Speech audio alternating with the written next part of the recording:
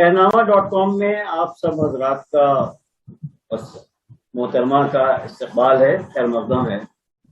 आज हम जिस सब्जेक्ट पर और मौजू पर बात करेंगे वो है उत्तर प्रदेश में इलेक्शन की तैयारियों का जायजा या रियासत में सियासी सूरत हाल क्या है। आज के बहुत ही जो पैनलिस्ट हैं बहुत बड़ा कद्र व बहुत अच्छे और बड़े लोग हैं, जिनमें शाहिरा नईम साहिबा जो बहुत सीनियर जर्नलिस्ट हैं और बड़े अखबारों से ताल्लुक रहा, प्रदीप कपूर साहब जो सीनियर जर्नलिस्ट हैं, उबैदुल्लाह साहब नासिर जो सीनियर जर्नलिस्ट हैं लेकिन किसी पार्टी से भी वाबस्ता हैं, और हमारे साथ में सैयद मोहम्मद तकी साहब हैं जिनका ताल्लुक आम आदमी पार्टी से है, वो उसके मीडिया इंचार्ज हैं यूपी। उम्मीद है कि आप हजरात अपने अपने व्यूज जो हैं वो खुलकर रखेंगे और कोई ऐसे बात निकल के आएगी कि जो देखने सुनने वालों को कुछ फायदा पहुंचा सके। उत्तर प्रदेश में 2022 के इलेक्शन की तैयारियां बहुत दिनों से थी, अब कागजों पर भी हैं और हाथ पैरों से भी लोग तैयार हो रहे हैं। मनी मसल पावर सब तरह से तैयारियां हैं। तकरीबन 6 महीने से भी कम बाकी हैं इस इलेक्शन में। हम आज जायजा लेंगे कि क्या हो रहा है और सियासी पार्टियां क्या कर रही हैं और हमारे जो तजिया निगार हैं वो क्या सोच रहे हैं और क्या कर रहे हैं। उबैद साहब, आपका हाथ जो है वो मोबाइल कैमरे पर है, तो सबसे पहले हम आज मोहतरमा शहीरा नईम साहिबा से ये दरियाफ्त करेंगे कि वो किस तरह से देख रही हैं उत्तर प्रदेश में 2022 के इलेक्शन को। जी शुक्रिया हुसैन अफसर भाई। ये जो हम लोगों का इलेक्शन जो भी आने वाला है, ये मेरे ख्याल से यूपी के लिए नहीं, ये पूरे मुल्क के लिए एक बहुत अहम इलेक्शन है, क्योंकि यूपी में क्या होगा 2022 में वो काफी हद तक फैसला करेगा कि 2024 में क्या होगा। इसलिए ये बहुत ही क्रूशल है। कहते हैं, ये तो बहुत सारे पॉलिटिशियंस कहते हैं कि दिल्ली का रास्ता लखनऊ से होके जाता है, तो ये बहुत गलत भी नहीं है। इस दफा तो देखने में आएगा कि 2022 में जो होगा वैसे ही माहौल जो है बनना 2024 के लिए शुरू होता जाएगा। अब ये है कि अभी तक आप कह रहे हैं तैयारियां हो रही हैं और जो हुई हैं, तो वो एक बहुत परेशान कुन किस्म की तैयारी हो रही है, क्योंकि एक नैरेटिव सेट की जा रही है कि जिसमें कि जो आम लोगों के मुद्दे हैं वो कहीं नहीं हैं, वहां सिर्फ अब्बा जान और मंदिर और ये इस किस्म के मुद्दे उछाले जा रहे हैं कि जो लोगों के दिलों में नफरत की बातें पैदा करें, डिविजन्स पैदा करें। और जो पिछले 5 साल में जिस किस्म की परेशानियां लोगों ने झेला है, जो लॉ एंड ऑर्डर की आज हालत है, हम कोविड को एक दफा अगर किनारे भी कर दें तो ये जो है अभी लॉ एंड ऑर्डर मतलब रोजाना triple murder, double murder, police से कस्टोडियल डेथ्स, पुलिस मार रही है लोगों को। ये सारी चीजें अगर मीडिया में उस तरह से उभर के नहीं आ रही हैं जिस तरह से कहीं और अगर हुआ होता तो ये आती, अगर वो तो आ नहीं रही हैं। बहुत सारे अखबारों में तो बहुत ही इनको प्ले डाउन किया जा रहा है। मीडिया मैनेजमेंट बहुत अच्छा है, सरकार का कुछ और अच्छा हो या ना हो, तो ये मुद्दे आ नहीं रहे। लेकिन ये मुद्दे बहुत सीरियस हैं और ये एक जो पूरा जो इस गवर्नमेंट की जो एक तस्वीर बनी, बहुत एफिशिएंट लॉ एंड ऑर्डर, ये इसको बिल्कुल धूमिल करने वाली ये चीजें हैं। लेकिन इनको हम लोग को जो है देखने को नहीं मिल रहा है, इसलिए आम लोग जो है राय नहीं बना पा रहे हैं। वो उसी जो एक नैरेटिव जो सेट किया जा रहा है, जो सरकारी पूरा समझिए कि जो अमला है उसको उसके पीछे लगा हुआ है। तो ये जो है हम लोग को जो देखने को मिल रहा है, एक तो आम लोगों के मुद्दे और एक तरफ जो है सरकारी मुद्दे, तो इनमें जो है हम लोगों का ये क्लियर हमको एक डिवीजन दिख रहा, बिल्कुल ऑपोजिट्स हैं कि आने वाले वक्तों पे कैसे ये इलेक्शन जो है ये किस तरफ को जाएगा। ये आपने सही तो कहा कि अभी सरकारी और पार्टी और सारी मशीनरी जो है वो सरगर्म अमल है। तो ये बताइए कि दिल कपूर साहब, जो शहीरा नईम साहिबा कह रही हैं कि आप इससे कितना मुत्तफिक हैं या आप इससे कितना नाइत्तेफाकी करते हैं, क्या तैयारियां हैं और आप किस नजर से देख रहे हैं आने वाले इलेक्शन को 2022 के? देखिए, ये इलेक्शन जैसा कि साहिरा जी ने कहा कि ये 2022 का इलेक्शन जो है वो 2024 भी तय करेगा। तो इसलिए सारी पॉलिटिकल पार्टीज की निगाहें, पूरे देश की निगाहें उत्तर प्रदेश के चुनाव पे हैं जो 2022 में होने वाला है। सबसे बड़ी जिम्मेदारी बीजेपी की है, क्योंकि बीजेपी इस वक्त पावर में है और पूरी कोशिश करेगी कि पावर को वो रिटेन करे ताकि 2024 का रास्ता खुल जाए।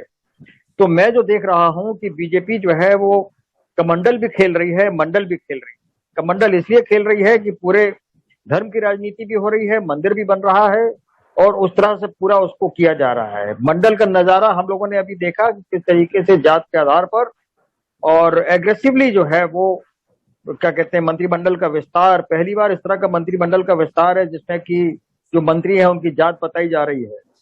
तो मंडल कमंडल सब कुछ चल रहा है। और इसके अलावा जैसा कि आपने बताया कि प्रचार तंत्र जो है वो बहुत तेजी से और बहुत मजबूती से जो सरकार का जो और पार्टी का जो नैरेटिव है उसको अपना आगे पहुंचा रहा है कि कितना विकास हुआ है, क्या क्या हुआ है।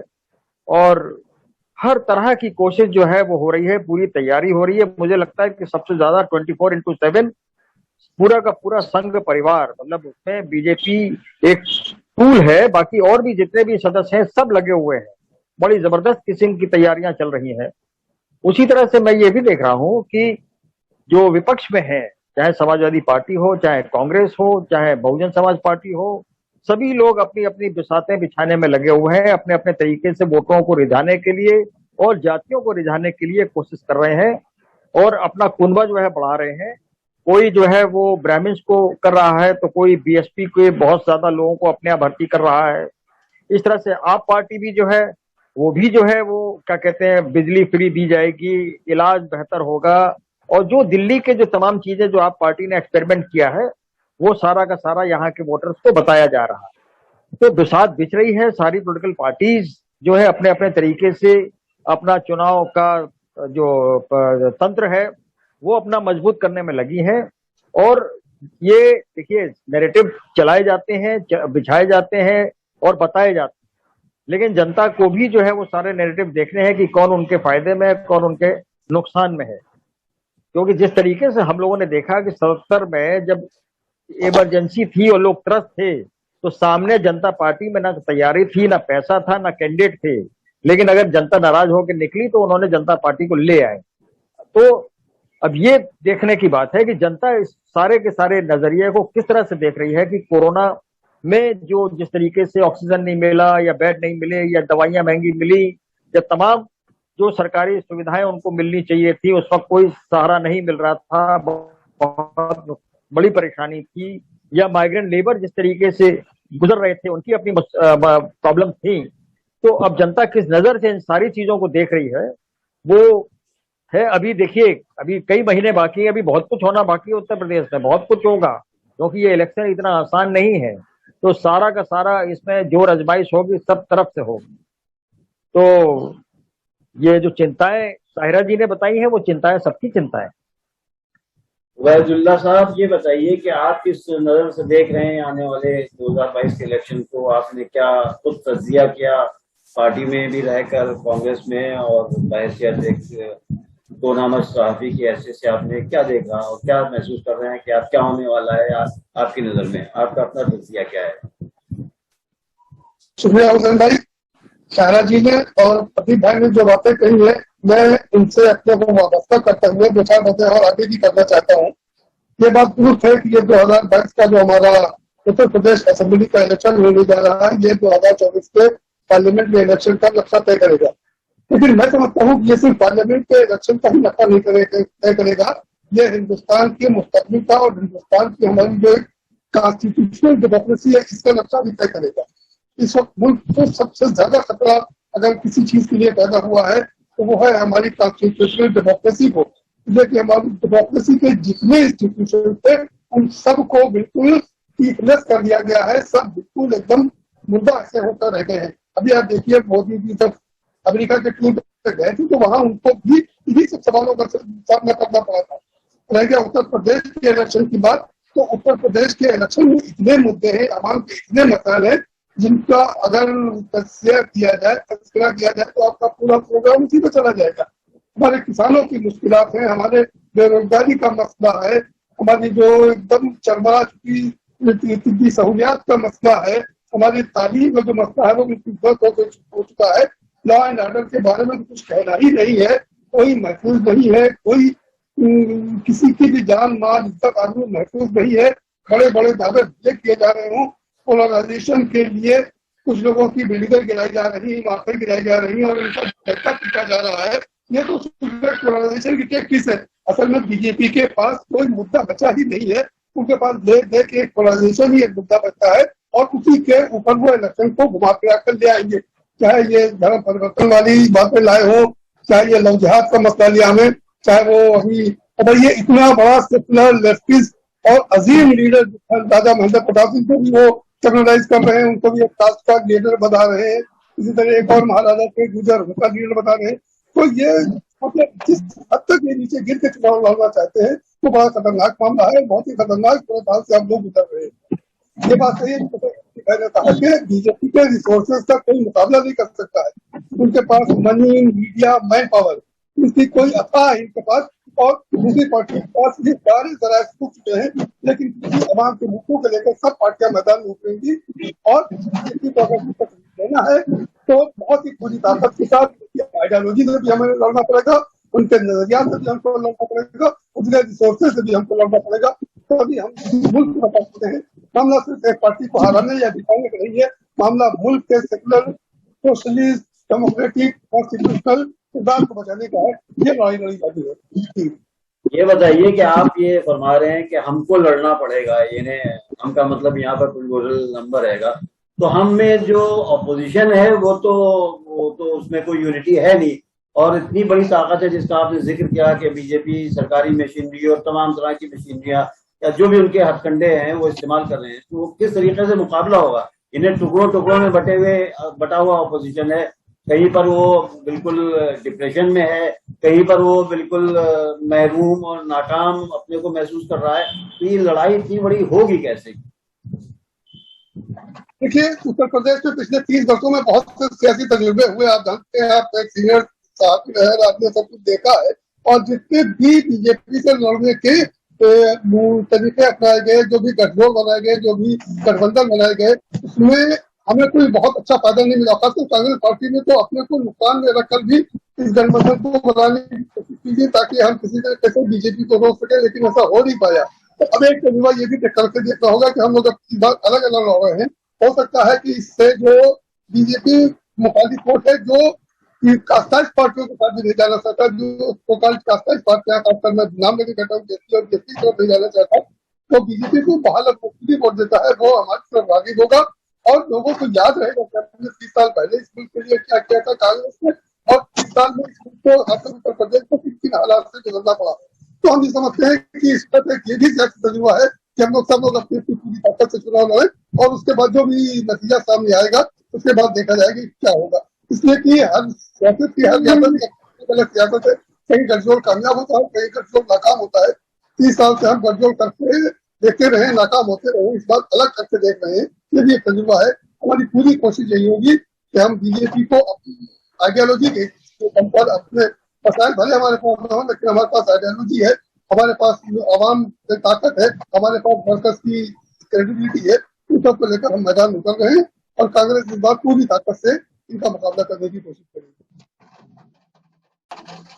फकीर साहब, आपका ताल्लुक आम आदमी पार्टी से है और आप उत्तर प्रदेश में पार्टी के मीडिया इंचार्ज हैं, आप क्यों भी एक्टिविज्म करते हैं और काफी दिनों से आप आम आदमी पार्टी में, आपका क्या तज्जिया है? आप 2022 के इलेक्शन को आप अपनी नजरों से कैसे देख रहे हैं और क्या सोच रहे हैं, क्या समझाया आपने? हुसैन अख्तर साहब, मैं बहुत शुक्रगुजार हूँ शहरनामा का आपका कि आपने मुझे अपने शो पे आमंत्रित किया, उसके लिए बहुत शुक्रगुजार हूँ मैं आपका। और देखिए, बहुत अच्छी कुछ लाइनें मैं शेयर करना चाहता हूँ कि कौन आजाद हुआ किसके माथे से गुलामी की स्याही छूटी, कौन आजाद हुआ किसके माथे से गुलामी की स्याही छूटी, मेरे सीने में दर्द है महबूबों का, मादरे वतन के चेहरे पे मायूसी है वही। एक पॉलिटिकल मायूसी, एक राजनीतिक मायूसी जो उत्तर प्रदेश में है, एक पॉलिटिकल फेलियर है कलेक्टिवली, और जो भी जनता चाहती है उसके इर्द गिर्द कुछ भी काम नहीं हो रहा। बातें वो हो रही जिनका जनता की वास्तविकता से कोई मतलब नहीं। हम मंदिर की बातें कर रहे हैं, हम बड़ी बड़ी बातें कर रहे हैं, हम सरयू किनारे दिए जलाने की बातें कर रहे हैं।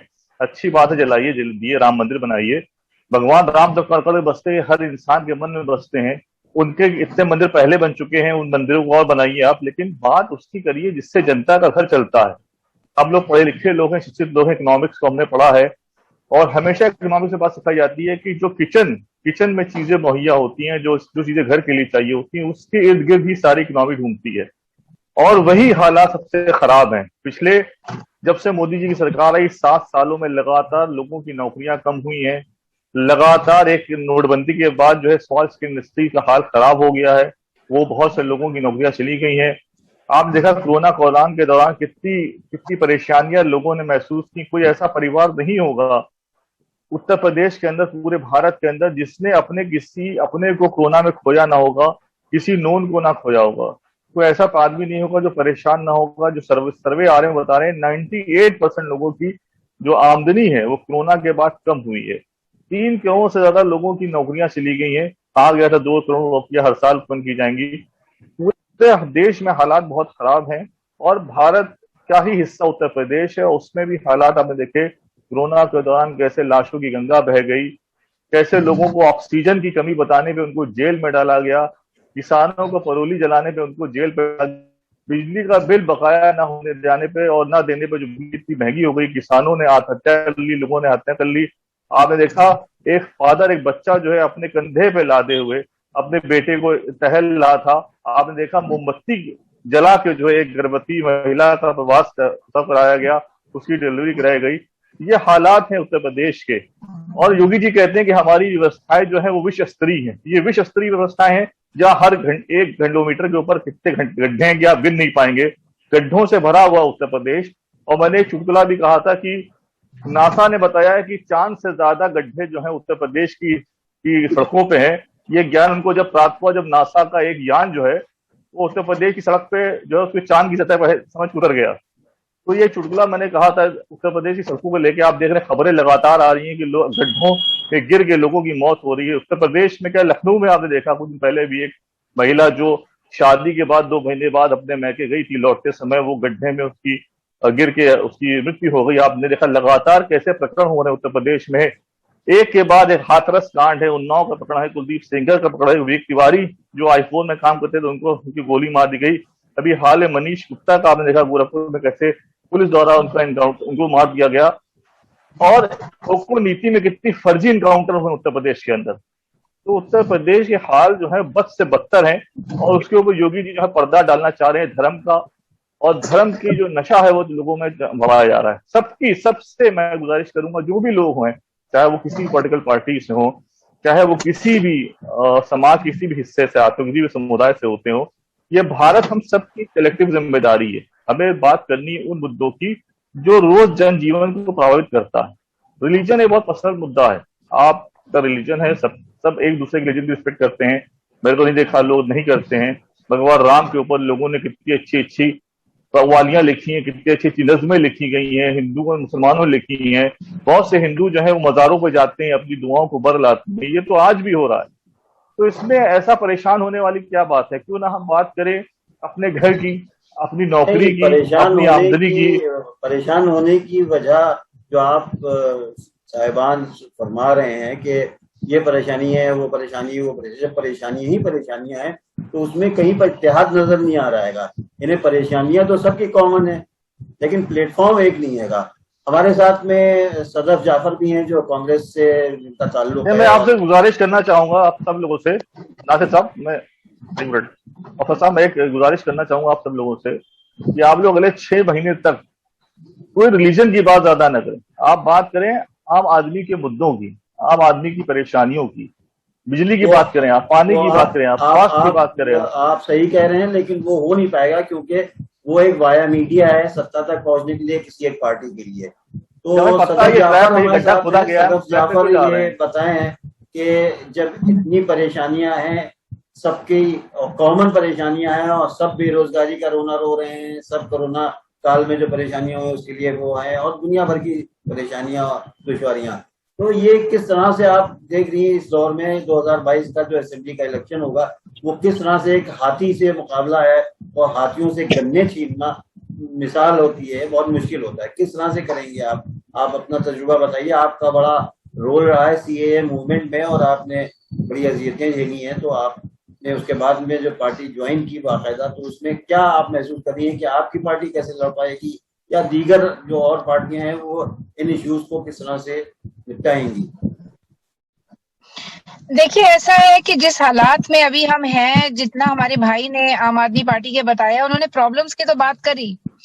प्रॉब्लम्स हम सब जानते हैं कि है, हर रोज वो इंसान झेल रहा है जो सुबह से लेकर शाम तक जद्दोजहद में लगा है अपनी बेसिक नीड्स को पूरा करने में। एजुकेशन, बच्चे की फीस, ईएमआई, पेट्रोल, तमाम मुसीबतें हैं। घर में औरतों का बजट बिगड़ चुका है, बेहद बुरे हालात से गुजर रहा है पूरा मुल्क।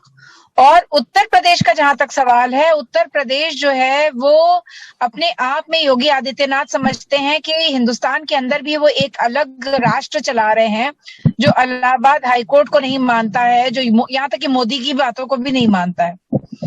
तो वो एक अपने आप में जिस तरह से पुलिस स्टेट बना दी है, वो बहुत ही शॉकिंग है।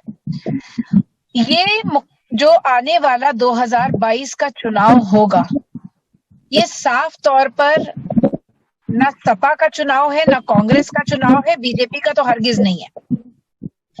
ये चुनाव है जनता का। अब यूपी की जनता को चुनना है। लफाजी, प्रचार प्रसार, पोस्टरबाजी, धमकियां, मुकदमे झूठे, एक तरफ ये सब है। दूसरी तरफ एक ऐसी पार्टी जिसका नेशनल स्तर पे एक वजूद है, एक ऐसी पार्टी जो कभी भी घबराई नहीं, डरी नहीं, एक जिसे कहते हैं निडरता को राहुल गांधी और उनकी पार्टी ने एक तरह से अगर देखे तो उसको एक यूएसपी बना लिया है कि जो डरता है वो बाहर जाए और जो निडर है वो कहीं पर भी हो उनको लेकर आओ, आए वो जुड़े और निडरता से लड़े। तो हर मुद्दे पे लड़ती हुई जो पार्टी नजर आ रही है, ये जनता को चुनना पड़ेगा कि ऐसी एक पार्टी को मजबूत करे जो बिना घबराए, परेशान हुए उनके मुद्दों को उठाए, उस पे लड़े और उसके सॉल्यूशंस निकाले। ये सॉल्यूशन, सारी परेशानियां ना तो प्रिविलेज लोग झेल रहे हैं, जिनकी जेबों में अच्छा मोटा पैसा है वो नहीं झेल रही है। आम आदमी, मिडिल क्लास, गरीब, रिक्शा चलाने वाला। अभी मैं एक महिला को छोड़ के आ रही हूँ, इसीलिए मैंने देर से ज्वाइन किया, जिसकी मैं माजरत चाहती हूँ कि वो आई थी आज पार्टी ऑफिस ये कहने के लिए कि वो उनके वालिद जो थे वो बहुत अच्छी पत्रिका निकालते थे और आज उनके पास खाने की हालत नहीं है। उनको जिस घर में रखा गया था उस घर से मौजूदा सरकार निकाल रही है। अरे तमाम घर है, एक घर में अगर 2 बूढ़ी बहनें रह रही हैं तो किसको तकलीफ है? लेकिन आपको ये जनता को चुनना पड़ेगा कि मैं अगर मुंह उठा के देखती हूँ उम्मीद से कि जिस तरफ हमेशा कहा जाता है राहुल गांधी कहाँ है, प्रियंका क्यों नहीं बोली, राहुल क्यों नहीं बोले, तो जब हमें उम्मीदें हैं तो हम उस पार्टी का हाथ मजबूत करें जो पार्टी मजबूती से आपकी आवाज के लिए, आपके आत्मसम्मान के लिए, आपकी रोजी रोटी अधिकारों के लिए लड़ रही है और आगे भी लड़ेगी। और उसने पहले भी इतने साल, 70 साल में क्या किया, ये मोदी जी का कलेजा जानता है कि 70 साल में क्या किया। जो वो बेच रहे हैं वो किया। तो एक ऐसी पार्टी को मजबूत करें। हम तो आगे तेजी से जाने की कोशिश में लगे थे अपने सारे स्ट्रगल्स के साथ, हमको पीछे धकेल दिया है इस मुल्क को कांग्रेस पार्टी को नहीं बल्कि पूरे मुल्क को पीछे धकेल दिया है। कई साल इकोनॉमी पीछे है। जिस हिंदू मुसलमान डिवाइड के साथ हमारा हिंदुस्तान आजाद हुआ था, आज फिर उसी दोराहे पे लाके खड़ी करने की हमें कोशिश की जा रही है। तो नफरतों के साथ, उन्माद के साथ आगे नहीं बढ़ा जा सकता है। अगर आगे बढ़ना है तो दोबारा लोगों को कांग्रेस पे यकीन करना पड़ेगा। जो छोटे रीजनल पार्टीज हैं वो अपने वजूद की लड़ाई लड़ रहे हैं। डेमोक्रेसी में बिल्कुल स्वागत है कि उनकी लड़ाई होनी चाहिए, लेकिन उन्हें भी समझना पड़ेगा कि वो लड़ किसके खिलाफ रहे। आप कांग्रेस के खिलाफ लड़ रहे हैं कि आप बीजेपी के खिलाफ लड़ रहे हैं, और आपको साथ आना होगा, यही अपने पर्सनल इंटरेस्ट को छोड़ के। शाहिरा नईम साहिबा, ये बताइए कि आपने इतनी देर से सब पार्टी और लोगों को सुना और सबके जो प्रॉब्लम्स है वो कॉमन है, लेकिन सबसे बड़ा फैक्टर जो होता है इलेक्शन में, और खास करके सेकुलर फोर्सेस जो अपने को कहते हैं, उनमें सब मुदव्वल है और उनमें ईगो की प्रॉब्लम है। तो ये किस कल रूट बैठेगा? ये मतलब देखिए, अगर ये ईगो की प्रॉब्लम लोग दरकिनार करके और नहीं जुड़ते हैं लोगों के मुद्दों के चारों तरफ, तो ऐसा लगता है कि फिर मुल्क तो नहीं, मुल्क के लिए बहुत बुरे वक्त हैं आगे। ये एक ऐसा इलेक्शन है, ये समझिए कि एक टर्निंग पॉइंट है, मुल्क के लिए एक टर्निंग पॉइंट है। ये इलेक्शन लोगों के मुद्दों पे लड़ना चाहिए और लोगों के मुद्दों को ही आगे रखना चाहिए। मजहब और ये जो सारा डिवाइड करने वाला और नफरत का जो नैरेटिव है, इसको साइडलाइन करना होगा सबको, सारी पार्टियों को, जो कि बीजेपी के अलावा जो पार्टियां। अब वो कैसे होगा उसका कोई फॉर्मूला तो हम लोगों के पास नहीं है, लेकिन जो भी पार्टियां कहती हैं कि लोगों से जुड़ी हुई हैं, लोगों की लड़ाइयां उठाती हैं लोग, तो उनको ये दिख नहीं रहा है कि इस तरह से डिवाइडेड हाउस में फायदा किसका हो रहा है? जी, सही है। किसका फायदा होगा? तो उनको, अगर वो सही में जमीनी हकीकत से वाकिफ हैं और लोगों और देख रहे हैं, तो उनको ये भी मालूम होगा कि बीजेपी कितनी मेहनत कर रही है। उसमें दो राय नहीं है, उन्होंने कोई हथकंडा छोड़ा नहीं है। जैसे प्रदीप भाई ने कहा है, मंडल कमंडल ऑफिशियल मशीनरी की मिसयूज जो भी है वो सब करेंगे। तो उसके लिए जो है एक खाली स्ट्रैटेजी नहीं, एक पैशन चाहिए, एक जुनून चाहिए। वो जुनून जो है जब तक नहीं दिखेगा, इसमें हम सीट डिवीजन, ये सारी चीजें, सब कुछ को दरकिनार करके लोगों को वापस साथ में खड़ा होना होगा। ये नहीं कि हमारी इतनी है, हमारी, ये पहले सब इलेक्शन से फर्क है ये इलेक्शन, और वो करना पड़ेगा। जी, आप पूरी कर लीजिए। जी, वही हमारे कहने का है कि ये वक्त अब कम है। अब ये बैकडोर, ये नेगोशिएशंस, हमको जहां तक जानकारी है वो बहुत सारी पार्टीज में हो रहा है, लेकिन इसको तेजी से और करके, और एक प्लेटफॉर्म, कम से कम लोगों को एक चॉइस तो आप दीजिए। लोगों के सामने चॉइस क्या है? लोग जो हैं वो, आप ये बताइए कि ये जो प्रॉब्लम्स उनका जिक्र किया जा रहा है, तो कोई एक प्लेटफॉर्म पर कुछ आने की उम्मीदें हैं जो सेकुलर फोर्सेस अपने को कहते हैं? क्योंकि इस इलेक्शन में दो पार्टीज जो हैं वो नई तरीके से आ रही हैं कि एक तो आम आदमी पार्टी और आपके ओवैसी साहब की MIM। तो अब ये दो जो पार्टियां हैं, ये किस तरीके से मुकाबला करेंगी? इसका मुकाबला आपसी में है या बीजेपी से मुकाबला होगा? आप क्या तस्दीक करते हैं इसका? देखिए, कोशिशें सब लोग अपने अपने तरीके से कर रहे हैं, बिसातें बिछाई जा रही हैं, है ना, मोहरे सब चलाए जा रहे हैं, लेकिन दुकानें सजाई जा रही हैं। देखिए, अभी सारी दुकानें सज रही हैं अपनी अपनी तरीके से, और ये दुकानें जो है वो आगे चलकर एक बार्गेन करने के लिए भी ये मुकाम बनाया जाता है। आपस में सीट के एडजस्टमेंट के लिए भी तैयारियां की जा सकती है। अभी समय बहुत है, इसीलिए आप देख रहे हैं कि सब लोग अपने अपने तरीके से अपना अपना कर रहे हैं। आगे चल के क्या मालूम कि एक ऐसा माहौल बन जाए कि लोग आपस में समझौता करें और ये समझें कि चुनौती कितनी बड़ी है, तो साथ मिलकर चलें। और नैरेटिव तो देखिए, वो लोग जो चलाएंगे वो चलाएंगे, लेकिन जनता को भी तय करना है कि हमें किस नैरेटिव के साथ चलना है। हम और आप आज बैठ के चल रहे हैं, और कल को जो है कोई बॉर्डर में एंगेजमेंट हो जाता है, उसके बाद माहौल बदल जाता है, इमोशनल हो जाता है, और सब के सब एक तरफ चल देते हैं।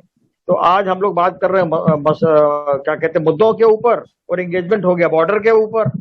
तो तमाम चीजें हैं, मतलब जो जिसे कहना चाहिए चुनौतियां बहुत हैं जनता के सामने, और जनता को तय करना है कि धर्म और जात की राजनीति से ऊपर उठकर जो उसके बेसिक मसाइल हैं उनके ऊपर चुनाव हो, और उस पर कौन खरा उतरता हुआ दिखाई दे रहा हो, किसके ऊपर विश्वास। वैद भाई ये बताइए कि ये जो इतने हालात हैं इसमें कहीं पर कोई आपको कोई प्लेटफॉर्म नजर आ रहा है कि जहां पर सब एक झंडे के नीचे आए, या कम से कम कोई ऐसा अरेंजमेंट हो कि जिससे ये हालात से निपटा जा सके? हो सकता है अभी। हाँ, कुछ कह रहे हैं आप? ठीक, मैं सुन रहा हूँ। हाँ उबैद भाई बोलिए। जी उबैद भाई। जी मैं हमारे पिछले तजुर्बे इसको नकार चुके हैं हुसैन भाई। एसपी और डीएसपी पिछली दफे मिलकर लड़े थे, क्या नतीजा आया? एसपी और कांग्रेस मिलकर लड़ी थी, क्या नतीजा आया? 96 में आपको याद होगा हम लोग तो बहुत एक्टिव पत्रकार हुआ करते थे, कांग्रेस का और बीएसपी का अलायंस हुआ था, क्या नतीजा आया? इस तरह के जितने अलायंसेस हुए हैं उत्तर प्रदेश में वो बीजेपी को ही फायदा पहुंचाते रहे, और कांग्रेस बहुत घाटे में रही है, कुर्बानियां देती रही कांग्रेस, उसको मिला है कुछ नहीं। इस बार हमें लगता तो नहीं है कि कोई मेजर अलायंस प्री पोल हो पाएगा। पोस्ट पोल क्या होगा वो वल्लालम, लेकिन प्री पोल कोई अलायंस हमारी समझ में दिखाई नहीं दे रहा है। छोटी पार्टियों का कई अलायंस हो रहे हैं, कुछ एसपी से कर रहे हैं, कुछ बीएसपी से कर रहे हैं, हमारी कांग्रेस पार्टी की कुछ लोगों से बातचीत चल रही, लेकिन कोई major alliance pre poll alliance मुझे दिखाई नहीं देता है। एक बार ये होना भी चाहिए कि ठीक है सब पार्टियां अपने अपने को आजमाएं, उसके बाद जो भी होगा देखा जाएगा। लेकिन ये बात सही है कि अवाम को सोचना पड़ेगा कि वो कैसी पार्टी वो हुकूमत चाहते हैं। देखिए चार जो माइनस बीजेपी तो अपने एजेंडे पर लड़ेगी, वो घुमा फिरा के कम्युनल एजेंडे पर ही इलेक्शन लाएगी, कोई तरक्की का अवामी मसाइल का कोई मुद्दा वो उभर से ही नहीं देगी। ये शुरुआत अभी से कर दिया है, उसने पूरी ताकत से किया। मैंने पहले दिन से प्रदीप भाई ने भी कहा, शायरा जी ने कहा, सबने कहा कि उनका तो एक सेट एजेंडा है, कम्युनल एजेंडे के अलावा वो कोई इलेक्शन लड़ ही नहीं सकते। अगर आप मुसलमान, पाकिस्तान, शमशान, कब्रिस्तान ये सब 4-5 चीजें हटा दीजिए तो बीजेपी के पास बचता ही कुछ। तो बीजेपी ये तो रहेगा, जो बरसर इख्तियार पार्टी है वो ये सब करेगी। बहरहाल ये बहुत बड़ा मौजू है और हमारे पास वक्त बिल्कुल खत्म हो गया आएगा। उम्मीद है कि हम जल्दी आप लोगों को रहमतें देते रहेंगे। जी बताइए भाई, एक मिनट है, बस 25 सेकंड में। मैं ये बताना चाहता हूँ कि अभी जो बातें हो रही थी, ये आप क्यों चाहते हैं कि बीजेपी अकेले लड़े और सब लोग एक साथ हो जाएं? आप क्यों बीजेपी को क्लियर फील्ड देना चाह रहे हैं और सब लोगों को चाह रहे हैं एक साथ हो जाए? हर पार्टी इख्तियार है कि अपने दम पे अपने एजेंडे पे इलेक्शन लड़े, और ऐसा नहीं कि बीजेपी को हराया नहीं जा सकता। बीजेपी बहुत सी जगहों पे हारी भी, उसकी सीटें कम भी हुई हैं, तो बीजेपी का इतना हवा क्रिएट करने की जरूरत नहीं है। बीजेपी कोई इनविजिबल पार्टी नहीं बन के आई। बीजेपी उत्तर प्रदेश में भी 14 साल के 14 साल के वनवास के बाद आई है। तो ये वो सब सही है, लेकिन 2017 के इलेक्शन में की बात करिए, हमें ऐसा कुछ भी नहीं बात करनी है। देखिए दिल्ली में कांग्रेस की 15 साल सरकार रही, उसके बाद भी कांग्रेस हारी है, बीजेपी भी हारी है कई बार लगातार सरकार होने के बाद। ये तो जनता को डिसाइड करना है कि उसको कितना देना। आप जनता को वो छोड़ दीजिए, आप लोग ज्यादा परेशान होने नहीं है। फिर हम जल्दी आप लोगों को, प्रदीप साहब आपका शुक्रिया, तकी साहब आपका शुक्रिया, बहुत शुक्रिया, बहुत अच्छा लगा आपका, और उबैदुल्लाह साहब, नासिर साहब आपका बहुत बहुत शुक्रिया। आप लोगों ने कीमती वक्त एक मामूली से पोर्टल के लिए निकाला, ये सबसे बड़ी बात है। बहुत करिए, अब तक बहुत शुक्रिया भाई, वो बहुत अहम है हम लोगों के लिए। बहुत शुक्रिया, बहुत शुक्रिया आपको, आपने दावत दी उसका बहुत शुक्रिया।